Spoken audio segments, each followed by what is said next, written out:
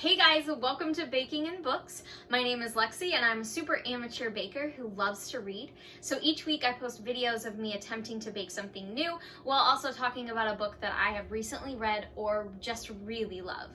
Today I am going to be making pumpkin bars. Even though they're super fall themed and it is the furthest thing from fall right now, they just sounded so good that I couldn't resist. We're also going to be moving on in the Harry Potter series and talking about the Half-Blood Prince. Guys, this is 6 out of 7. We're almost done. I started my channel with these and honestly I don't know what I'm going to do when it's over.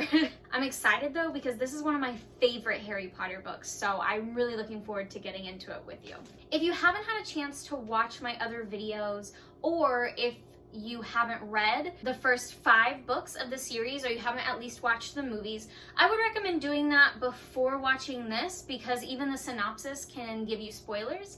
I'll try to link my video of Order of the Phoenix down below in the description box. That way you can go back and watch it if you haven't had a chance. But I do recommend catching up in the series before starting this video. That way you don't have anything spoiled for you. But if you're all caught up and ready, then let's get started.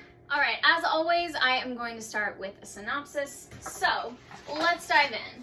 Half-Blood Prince starts us off at kind of a weird place. We actually start at the Prime Minister's office in London rather than in the Wizarding World, which is always kind of fun.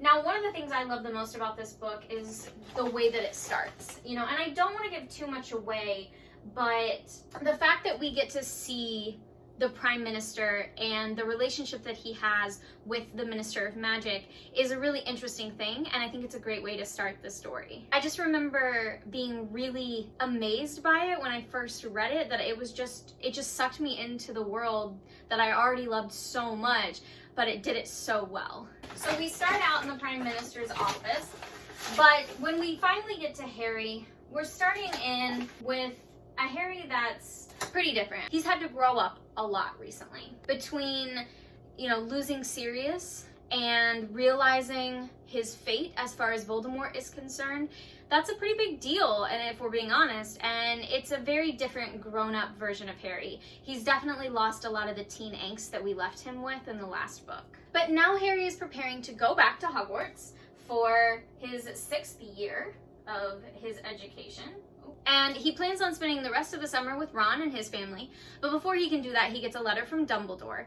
And Dumbledore basically takes him on a short little journey to meet Horace Slughorn. And Horace Slughorn used to work at Hogwarts. He used to be a teacher there.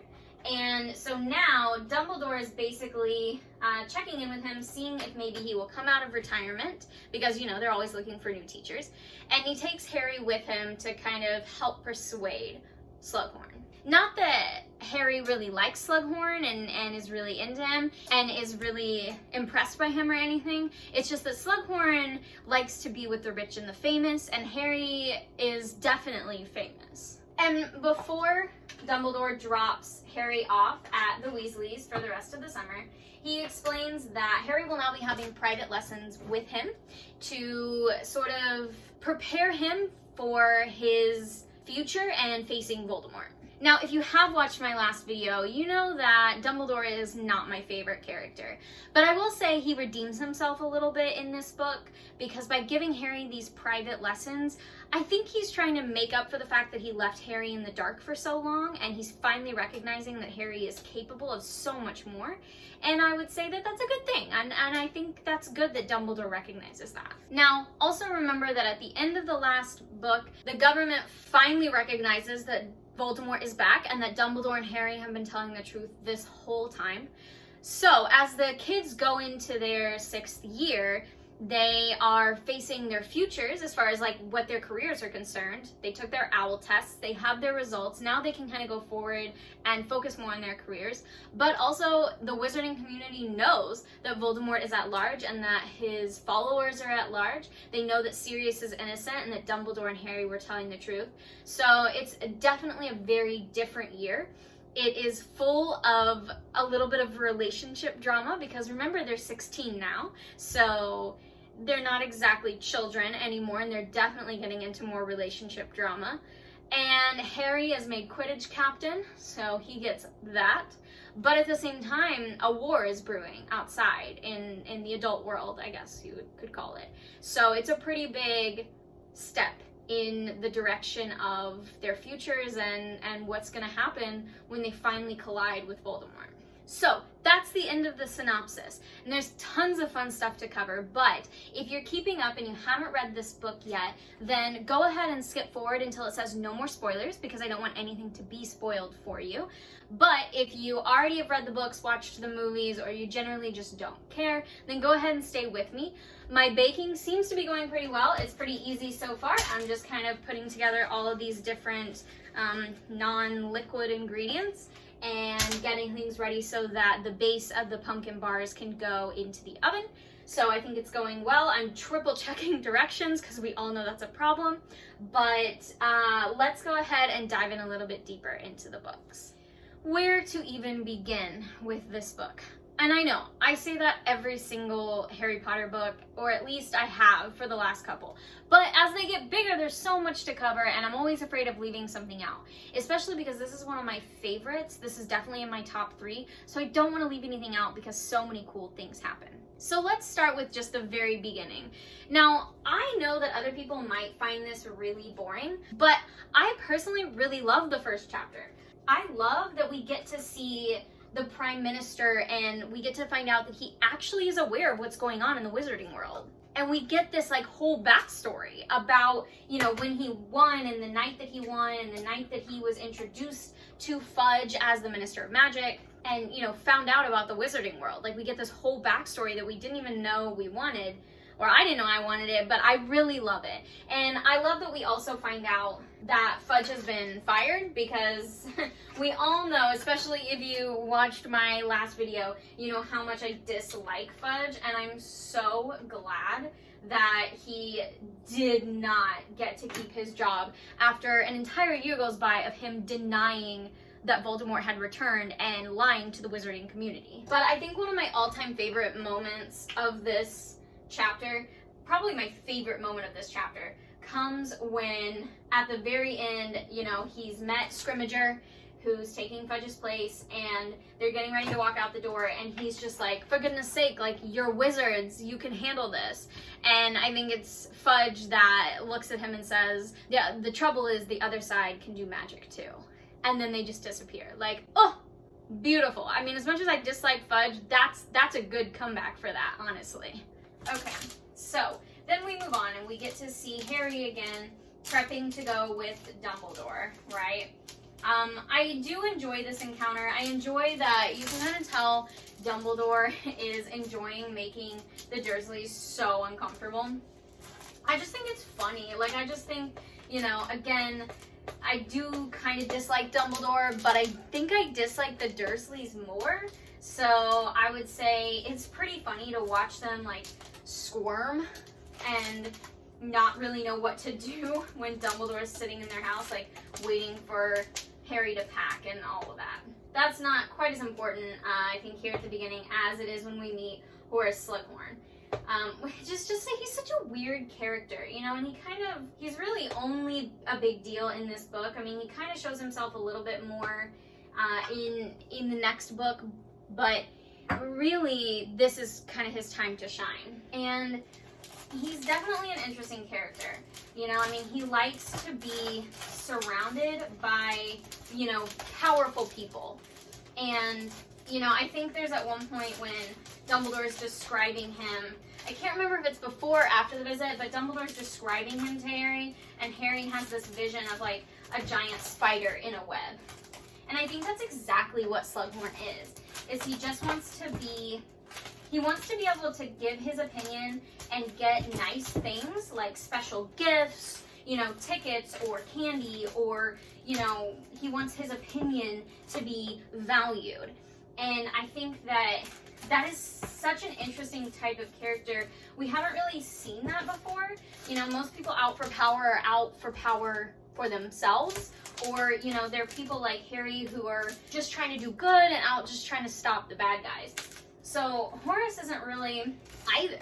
He's not really a good guy or a bad guy.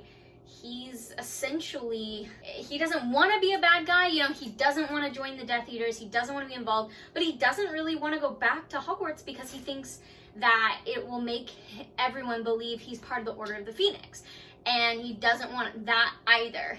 So I think it's really interesting. He's kind of a squirmy, slimy sort of character. I mean, I don't know if I really dislike or like him. I think he's just kind of, I could give or take with him, honestly. All right, our pumpkin is our pumpkin thing here. Our base is ready to go in the oven. Hopefully it's okay. I mean, I have no idea, so we'll see. Now, this said to use a 9x9 pan. I don't have one, so we're using the 8x11, and we're just gonna hope that it turns out okay. Maybe it'll just be a little thinner than normal. It also said to line it with parchment paper and spray it down with some oil. I don't have any spray oil. I thought I did. I don't. So again, we're just kind of rolling with it. I know some of you probably just cannot stand the way that I bake because I just kind of wing it so much. And maybe that means I'll never really be a great baker, but I enjoy it. And you know what? If my treats turn out edible, that's all I really care about. Now I'm going to take this quick opportunity to talk a little bit about Hermione and Ron in this book. They have a whole journey as far as the relationship stuff goes. But what I really want to focus on for a moment is the fact that they really just don't believe Harry very much in this book. You know, you can tell they're trying to be good friends. They're trying to, you know, maybe support him as much as possible. They know he's been through a lot, but they definitely do not believe him in any sense that Draco is a Death Eater. Which I guess if you think about it, they're not allowed to be in the Order of the Phoenix. I mean, they got a little bit of information on their first night there, on Harry's first night there, but that's it. They haven't been told anything else. They're not allowed to be in the Order of the Phoenix. It's very closed off. You know, the adults of that group are very set on them being children and getting through school. So I guess it would make sense that they believe the Death Eaters and Voldemort would do the same thing, that they would not allow essentially still a child to be a part of their group. But honestly, that doesn't really make sense to me. After everything that Ron and Hermione have seen and learned about Voldemort and his followers over the years, you would think that you would realize that they don't have those kind of rules. I mean, to say, oh, this is still a child, and we should probably protect them and not involve them in these dangerous things. I mean, Voldemort doesn't care about that kind of stuff. So later on, when we find out that Voldemort is, you know, putting this all on Draco, and that there's probably a lot of punishment involved for Draco should he fail, that's not really surprising to me, because of course he would. He's Voldemort. And he's mad. He's mad that Lucius Malfoy screwed up so badly. He's got Death Eaters back in prison because of it. So, you know, maybe if Draco were 10 or 11, that'd be different. But Draco's 16, and Draco's going through that phase where he wants to do his part. He wants to be involved, just like Ron and Harry and Hermione do. He wants to be involved. The difference is that his mother is really too meek to do anything about it. And the other people involved are sure as heck not going to stand in Voldemort's way if Voldemort says Draco is joining. So it doesn't really surprise me that Draco becomes a Death Eater. And I think it's kind of odd that Ron and Hermione put off Harry's ideas and they just kind of say, well, I think you're crazy. I don't think they would ever let a kid join the Death Eaters. I mean, come on, this is Voldemort we're talking about. The other thing about Ron and Hermione we might as well go ahead and discuss is the fact that they just cannot get it together where their relationship is concerned. You know, we didn't really focus too much on it in the Order of the Phoenix, but if you'll go back to the Goblet of Fire, remember how Ron didn't want to ask Hermione to the ball because of course he doesn't want to admit as a 14-year-old boy that he likes her, and at the same time he's truly devastated that Victor Crumb got there first and asked her first. But you can tell that Hermione likes him too. She just also doesn't want to admit it because she's a 14-year-old girl. Well, now that we didn't really have time to get into that in the Order of the Phoenix, there was too much going on, but we're back at it real strong in Half-Blood Prince. So now Ron is coming to terms with the fact that his little sister is dating, you know, Harry and Cho. Although they're not together, they have shared a special moment, and he's probably thinking more and more about Hermione, but he doesn't do anything about it. Ron matures, I think, the slowest out of all of them, which is fair, and this is a moment that definitely shows it. Although, in his defense, Hermione definitely doesn't, I guess you could say, do anything herself. I mean, she doesn't go out of her way to show Ron how she feels. So, of course, they go back and forth arguing throughout the whole year. There's the Lavender Brown situation, and of course she's annoying. I think she's made to be annoying. You're not gonna like Lavender Brown when you're sitting there rooting for Ron and Hermione to be together. I think that's just, you know, she's typical teenage girl, and it's a typical, you know, nobody wants to admit their feelings, and because nobody wants to admit their feelings, they're just gonna fight for the whole year. I mean, that's just typical high school, you could say. All right, I'm gonna get started on my frosting. I still got plenty of time with my pumpkin bar base in the oven, but I might as well get this done while we're talking. So it wants me to stir it up with an electric mixer, so I guess we're gonna go ahead and do that and see what happens. Obviously, I'll do that off camera because you're not gonna be able to hear me over the sounds of the mixer anyway. All right, as you can see, I think I finished my topping. I'm a little concerned it'll be too runny, but I guess maybe we'll cross that bridge when we get there. Okay, so before I forget, let's talk about the title of the book, The Half-Blood Prince. I love that this book is just there. After all these years, you know, especially because once we find out it's Snape, it's kind of like, really? You left your old book sitting in the potions classroom all those years? I mean, I don't know that there's really anything to hide, but why wouldn't you have maybe just like kept it for yourself, just kept it in your office somewhere? Like, why would you leave it in the store cupboard where anybody could get to it? But of course Harry does, because poor Harry is into everything. So of course Harry's the one that finds it. Ron and Hermione both get kind of weird about it, and I don't really see anything wrong with it. I mean, I think Harry even says, somebody says at one point, it might even be Ron, that, you know, what's the harm? I mean, he followed the prince's instructions and it could have gone terribly for him, but it doesn't. But I think, you know, Hermione's just such a rule follower, and Ron, of course, is tired of being second place to Harry once Harry becomes like the potions king, of course, according to Slughorn. But it doesn't really surprise me that Snape had a nickname for himself. If you watched my last video, I put it all out there how I feel about Snape, and I think he's a very interesting character, but it certainly doesn't surprise me that he would want to hide the fact that he was half-blood. But it seems like he was kind of proud of it a little bit. I mean, you know, giving himself the title of the Half-Blood Prince does kind of make me feel like he was a little bit proud of it at least. And I don't think there's any shame in that. There's not shame in it. They shouldn't feel shame for being half-blood or less or whatever. But of course that's the world that Voldemort's trying to create, and that's, you know, the power that Snape wanted. So of course he feels like he has to hide who he is. However, he's obviously very smart. I mean, there's a reason he was the potions master, because he's really good at experimenting with stuff. And not, instead of just following the directions, he's able to create his own little masterpiece. Something that I am not capable of doing when it comes to baking. But really overall, that's kind of I'm not really sure why that's what the book is named after. Maybe because Harry Potter and Voldemort's whole childhood just didn't have the same ring to it. I don't know.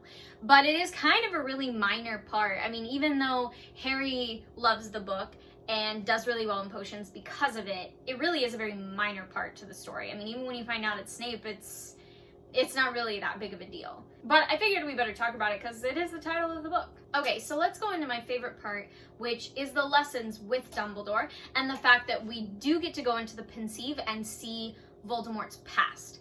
I think it's so interesting. I know that a lot of people really gave the film a hard time when it came out because they felt like it wasn't action-packed, but really it's not. I mean, the book is not either. The book is information about Voldemort and how Harry can use that to defeat Voldemort, you know, in the end when it comes down to it. I think that's important. I mean, no offense if you're into like action and you wanted more of that. I mean, there's nothing wrong with that. But I felt like I would have actually rather seen more of the stuff that we get to see in the Pensieve rather than some of the relationship drama that they ended up putting into the film. I would have rather have seen more of Harry's lessons with Dumbledore. So the first one is when we learn about Voldemort's heritage and where he came from. And he comes from the family known as the Gaunt family. And I think it's really interesting that they are just the complete opposite of what I thought Voldemort's family would be. You know, I think everybody kind of assumes that Voldemort's family would be these pure blood, like really high up in society type of people. And they used to be at one point, but not anymore, not for a long, long time. And I do feel a little bit of like savage pleasure when we find out that both Voldemort's grandfather and uncle have, you know, ended up in prison and passed away because they're just really horrible people. I feel really bad for his mother.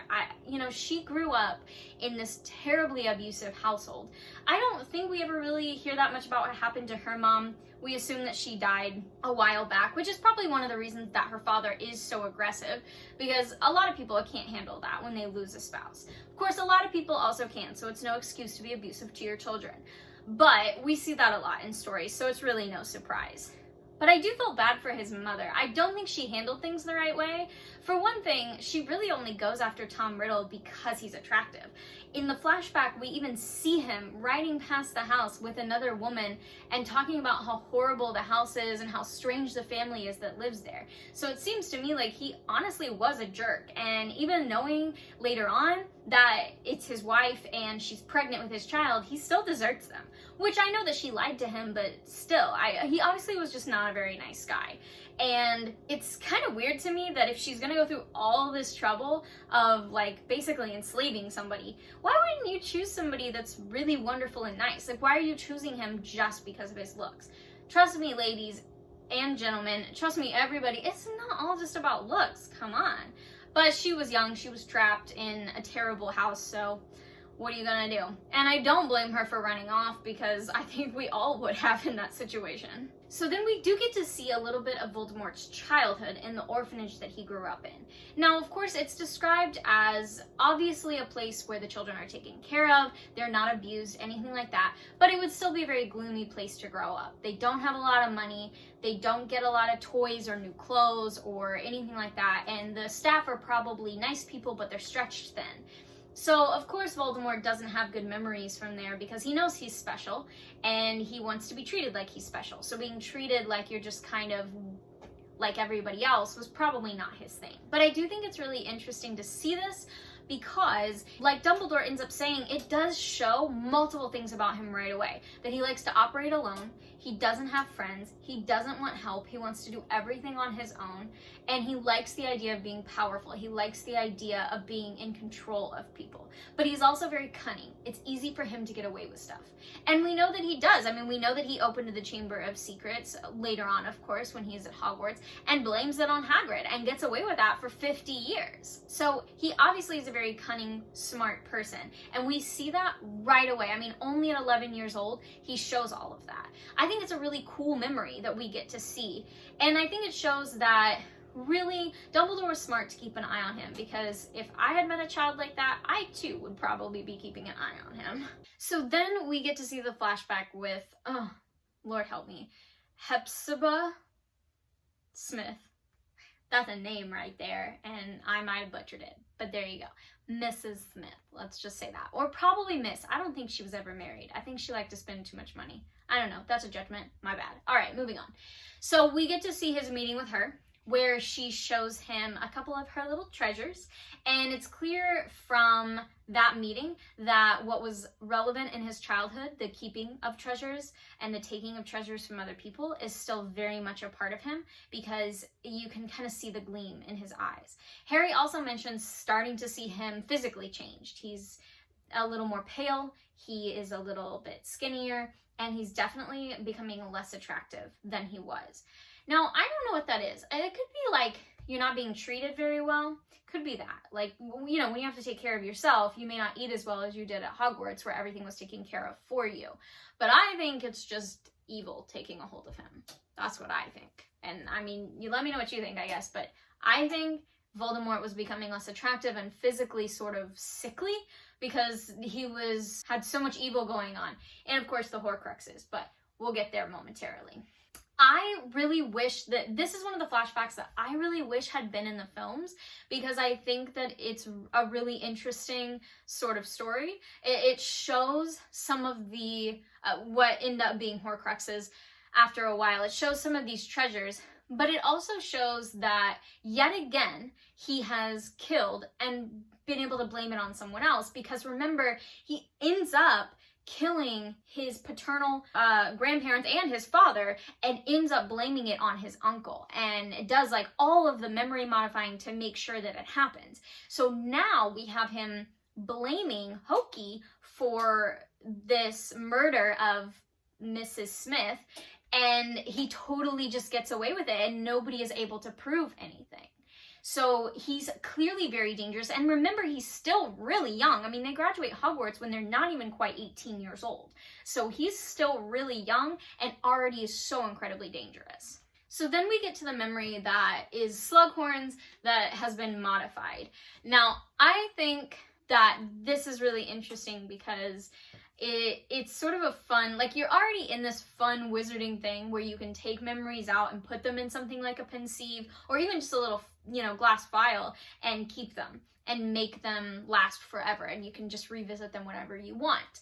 So we already have that, but the fact that we find out that Slughorn is able to change his memories by making himself remember it differently before he gives it to Dumbledore is really interesting to me. I mean, imagine, something happens and somebody wants that memory for something. You could just change it in your mind. I mean, I'm sure it takes a very focused, powerful wizard in some ways, but it's very interesting. Now, I sympathize with Harry during this because as soon as Slughorn figures out that Harry wants the memory from him, he really just kind of shuts down all contact. And I know Hermione urges him a couple different times to take the Felix Felicis, but honestly, I don't know that I would have wanted to either. I mean, Harry wants to use it to maybe secure a relationship with Jenny or, have something else special happen. And at 16 years old, wouldn't you want that? And wouldn't you want just a normal life? But of course, he's Harry, so he doesn't get a normal life, and he does end up using it and getting the memory from Slughorn.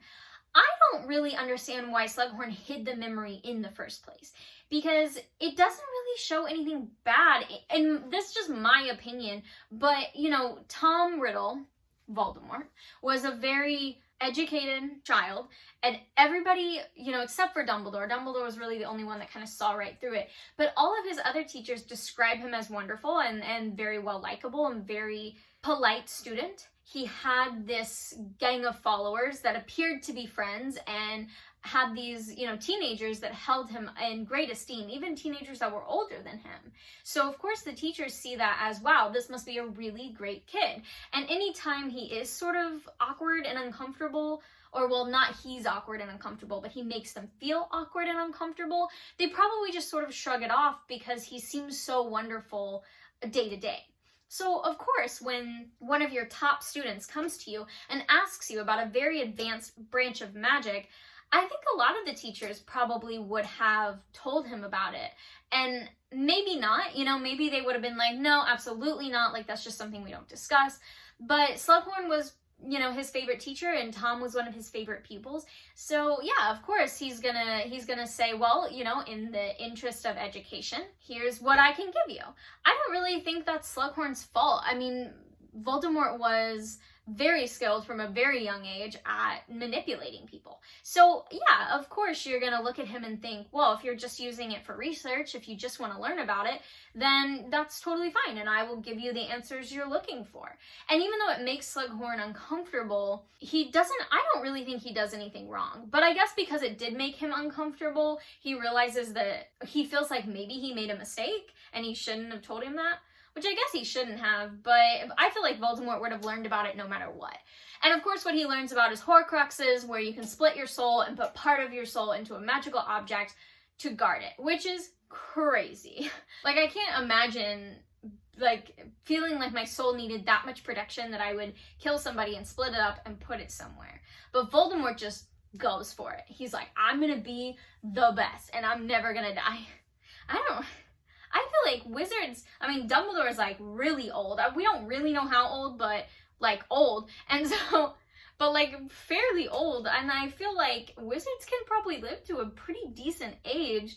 So I mean, why, I don't really understand why you would feel the need to never die, but Voldemort is, you know, not a good guy. So maybe that's all part of it. Baking update. I think I'm happy with my frosting. It may not be quite as thick as intended. I may have put a little bit too much milk in there, but I think that's okay. It just probably won't look as attractive because it won't be as thick on top, but I don't think that's too bad. I mean, again, I'm more worried about how it tastes. Now, my base is still in the oven. As per usual, I did not set a timer. I, in fact, didn't even look at the clock when I put it in there. So I'm not entirely sure how long it's been. But I am a little bit worried just because if you watched my blueberry crumble hot mess from last week, then you'll remember that my oven has decided not to bake things. So I'm a little bit worried because this is thicker and not like cakes and cupcakes, that it won't bake. So I'm like worried to check on it, but I'm going to. Okay, actually I think it's doing okay. So we might be able to check on it soon and have some decent results. Now obviously it has to cool all the way before I can put this on it. So I apologize that there's not a whole lot of baking in this video. These just sounded really good, so I kind of like left out the baking in order to have a really delicious dessert. But there's plenty to talk about in this book, so no need to rush through it. Okay, so now we know that we're hunting Horcruxes. That's the main goal of this, that in order to get rid of Voldemort, we've got to hunt Horcruxes. And I think the Horcruxes that he chooses are really interesting. You've got the diary, the necklace, we know about those for sure. And then we have all these other things that it could be. And we have to discover what Voldemort is attached to and what he would trust his soul with, which is going to be really difficult because Lucius Malfoy got the diary destroyed, and so Voldemort's going to be less likely to trust anybody with his actual Horcruxes, which is fair. I probably would feel the same. So now we know we're hunting Horcruxes. That's a big task. And with everything else going on, and now Harry knows that this is kind of his final path. But if I were Harry, I would be a little relieved because at least now he knows how he can defeat Voldemort. And so, of course, they go to the cave, which is just creepy. It just makes me shudder thinking about it. Like the cave with the dead people in the water. I don't like dead things. I mean, if you're dead, that's fine, you move on, right? I don't like dead things coming back to life. So I don't like the Inferi. I don't like them because they're creepy. And you have this little island, you have to drink the drink, and all of it's just terrible. I mean, all of it is very much Voldemort. He is trying to make sure that nobody can get there. And then after all of that, it's not even the real Horcrux, and it's a whole different thing. Like, that's just the most devastating part of this whole book to me. And I know that some of you are like, really? That? Yes, that. Because they went through all of this, and they didn't even get the real Horcrux. And then, of course, like, the big one. The one that, which honestly was, I feel like, bigger than Sirius. Like, when this book came out and people were getting to the end of it and realizing that Dumbledore had died, I felt like that was way bigger news than when the Order of the Phoenix came out and people were figuring out that Sirius died. I think people are just really attached to Dumbledore, and you see him as this very wise, very strong old character that's never gonna go anywhere, and then all of a sudden, boom, dead. And Snape did it! And everybody knew that Snape was the bad guy, and we all saw it coming, except not really. I didn't see it coming. I mean, I guess I kind of did once Snape was up there, but I didn't really know what was going to happen until it happened. I mean, it was all just a total hot mess up there in the astronomy tower. It's all just crazy. But I feel really bad for Draco. I really do. I feel like poor Draco is put in just a crazy situation. And of course, he's 16, so he feels really cool and he's got some swagger at the beginning of it all. But after this whole year is going by and he's not really making a whole lot of progress and he starts to fear for his life and for his family's lives, I mean, I would think that would definitely take a toll on you. And we see that. We see Harry kind of describing him as we go, that he's getting thinner and he looks sickly and he's missing out on things like Quidditch and classes to do what he has to do, and nobody really knows what that is. And of course, Harry's doing everything by himself because Ron and Hermione don't believe him, remember that? So, you know, you've got Draco who's really very much on his own. I mean, you know, you can't question Voldemort, so if he's doing things on Voldemort's orders, he's just kind of stuck. And I just feel like that's so sad, and I do feel really bad for him. I mean, yeah, he definitely has kind of had this coming. I mean, if you're gonna be really into the dark arts and you're gonna be really hateful and you're gonna support somebody who's really hateful, then, you know, you get what you get, I guess. But I do feel bad for him because I think he is, as he gets older and as he matures a little bit throughout this 6th year, I think he realizes that maybe this was not the best decision and he doesn't know how to get himself out of it. But that being said, he's sort of stuck now. I don't know that he ever redeems himself, really. I suppose you could say he does in Cursed Child if you've read that or seen that, but he definitely is just stuck at this point, and that's what happens when you follow your parents and you follow really evil people. Not that you shouldn't follow your parents, just the, like, if your parents follow evil people and you decide that that's the best course for you, you're following evil people, and that's not so good. Just to clarify. Okay, so our pumpkin bar base came out of the oven. There it is over there. So I'm just waiting on it to cool, and then we can put the frosting on it and we can eat it right away. So I'm very excited. And it definitely baked. I double checked. So I have way higher hopes for this than I did for my blueberry bars. Some things that we might have missed along the way while talking about Voldemort and his whole journey. I think it's sort of weird that Harry doesn't realize that Draco is hiding in the room of requirement all year, because they spent so much of Order of the Phoenix, their whole 5th year at Hogwarts, they practically spent in the room of requirement and making sure that it would remain a secret to people outside of Dumbledore's army. So I just think it's kind of weird that Harry doesn't at all recognize that Draco might be in the room of requirement. And I mean, like, I'm not surprised that he can't get in because it's probably made that way. But it's just, I feel like it takes him a lot longer than it should have to figure out where Draco's been this whole time. Not a huge fan that we have to see Aragog again, and I mean, at least he's dead this time. Don't like spiders. Not really sad that he's dead.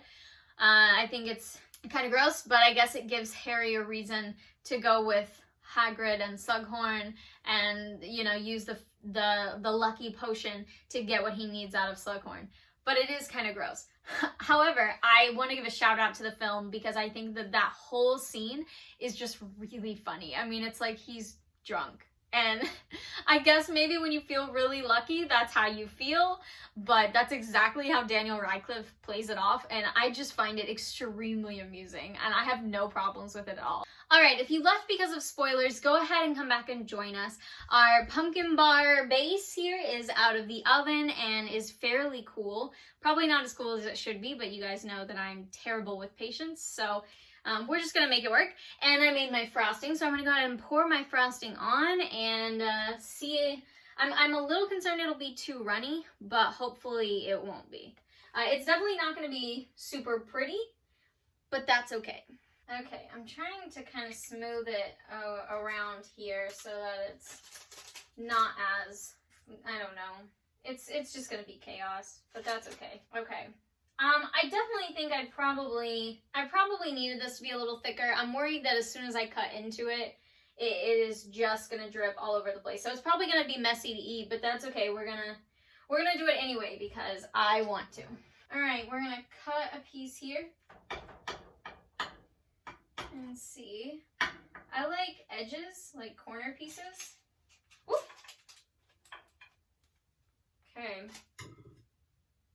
Oh, it's definitely still steaming. I probably should have let it cool a little bit more. It looks really nice on the inside though. Alright, here is your close-up view of the pumpkin bars. Lovely. I don't know if you'll be able to see the steam, but I can definitely see the steam. And now we're gonna bite into it here in a moment. I am hoping that it tastes as good as it looks.